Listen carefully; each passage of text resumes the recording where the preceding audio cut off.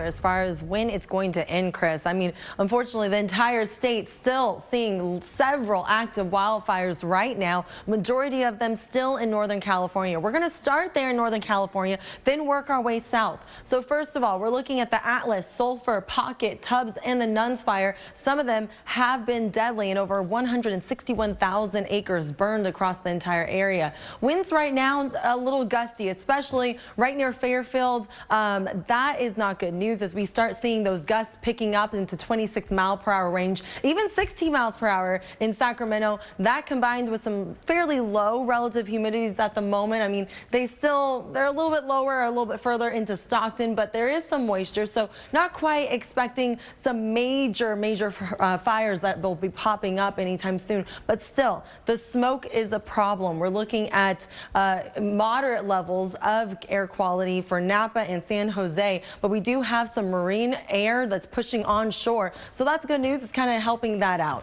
But tomorrow things change a little bit. We get more northwest flow, a little bit more over the terrain, so that means we're starting to see some unhealthy for sensitive groups air qualities popping up for Napa and Santa Rosa. This is for tomorrow. Everywhere else in the good or the moderate level. The situation overall, we have high pressure developing, and it'll settle in over the Great Basin as we get into this weekend and early next week. That means we start seeing a return to those gusty Santa Ana winds, especially for Southern California. They're the Diablo winds in Northern California, but in Southern California, they're called the Santa Ana winds. They're bringing in some dry air pushing offshore, and you'll see those temperatures really soar into the 90s, even the hundreds. This is record-breaking temperatures that Southern California will be experiencing. Across Los Angeles County, the Inland Empire, we're seeing critical fire danger stretching from even including Temecula down towards San Diego and up towards Simi Valley. This is for Sunday, and notice not much of a change as we get into Monday either. Almost the exact same areas,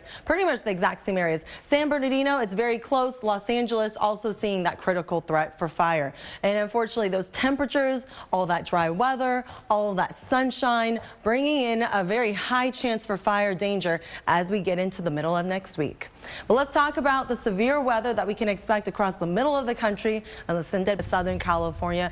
We take a look at the entire state. It's an inferno just burning up, especially across Northern California. We still have the the Camp Pendleton fire and the Mount Wilson fire in Southern California. We're going to take a closer look at that in just a moment. But first, let's start in Northern California, where we have multiple fires still burning, over 161,000 acres that have been burned so far. It expands over greater than 500 acres. We have the Pocket fire, the deadly Tubbs fire, the Nuns, Atlas, and Sulphur fires. So they are still active. The good news is they have been seeing making some way with the containment. Right now, the winds are still pretty gusty, especially across the Sacramento Valley. Fairfield gusting at 26 miles per hour. That's fairly close to a lot of these fires. So any chances to have a spark potentially land in a dry spot, it could easily spread with those wind gusts. The good news is relative humidity kind of high. The only drier spots is in the valley locations, but still, once you get above 50%, that's kind of good news right there.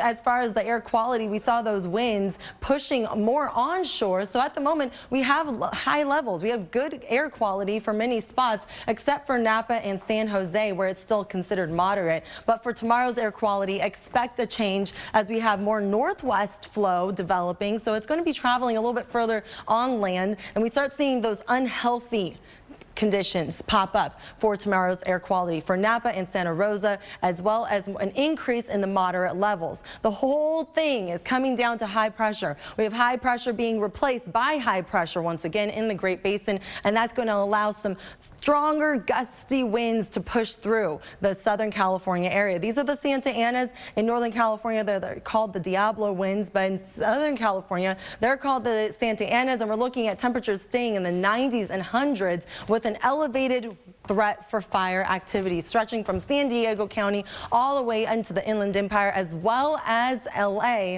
but it doesn't change. So we have Sunday and then Monday where we still have that threat and over the same exact areas. Taking a closer look at your forecast for Anaheim, not a drop of rain. That's the unfortunate side. And then another side that we're also concerned with, the temperatures. Check out those numbers getting into the hundreds, Chris, and that could even set some records.